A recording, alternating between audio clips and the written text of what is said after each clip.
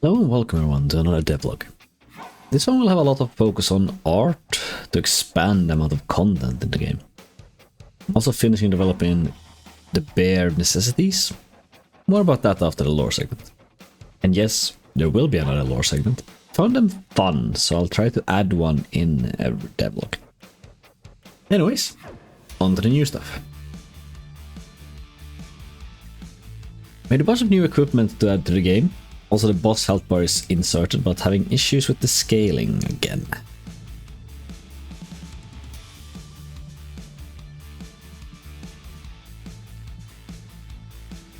The boss health bar now appears when the boss targets you and disappears when it dies.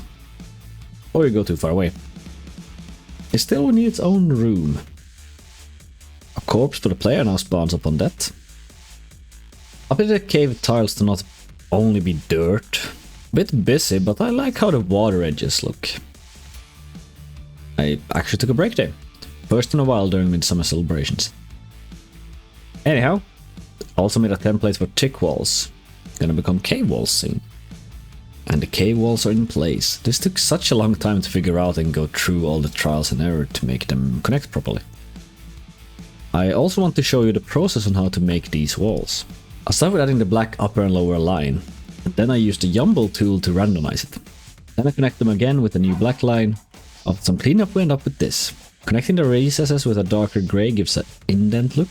Here and there we bridge the recesses, adding some darker areas to give deeper depth. And finally, the highlights to finish it up. Now we can update the lower level with a boss cave and some other areas. Been almost a week since the last recorded clip. In the meantime, I celebrated my 30th birthday and made a few new enemies and items. Starting with these goblin variants, I made a downwards facing one first, so that one looks the best in my opinion. And of course a goblin corpse. Then I made a plank shield and the first healing potion.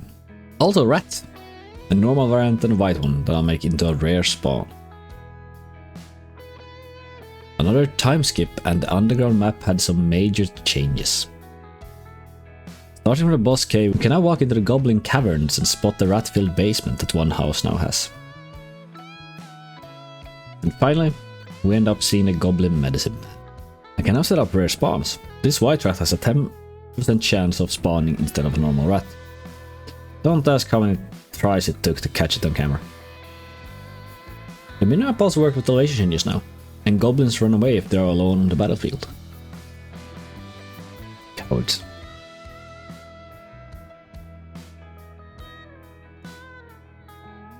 Quick update. I can now set different attack speeds on weapons so you can shank a rat really fast or deal a lot of damage slowly with a big stabby weapon.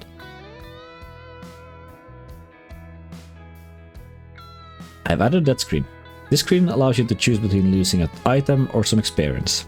As I exploit safety, it removes the XP on death, but if you pick the item instead, you regain the experience. There's now a tutorial window that opens when you start the game as a new player. You can also open it at any time with the question mark button, and you also get starting items.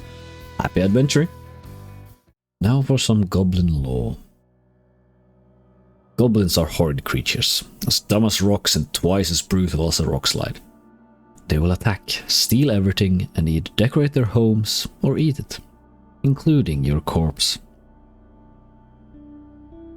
But they're also cowards. If they don't have the advantage, they won't attack. With that said, always travel in a group when going through goblin-infested areas. The first type of goblin there is the javelin thrower. These are more cowardice than the others, choosing to stay at a distance rather than fighting up close and fair. Then we have the goblin swordman. This is the most common type.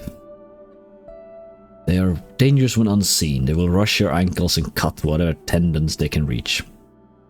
When you hit the ground, they will rip you to shreds. And then there's the goblins' medicine men. The healers of the goblin clan aren't necessarily smarter than another goblin. They just got lucky saving another goblin's life and now believe that the same procedure can cure all illnesses. They also dabble in alchemy, and unfortunately for us, they succeed once or twice. That will cover this week's devlog. Like I said, the base game stuff is almost done. I still have left to update the saving system to work better and test the multiplayer properly. There's a few bugs here and there.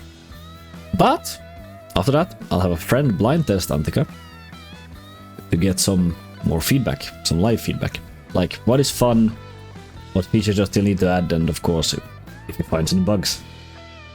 Anyways, hopefully you liked the video, and return next month for more updates. Subscribe if you don't miss it, and until next time. See ya.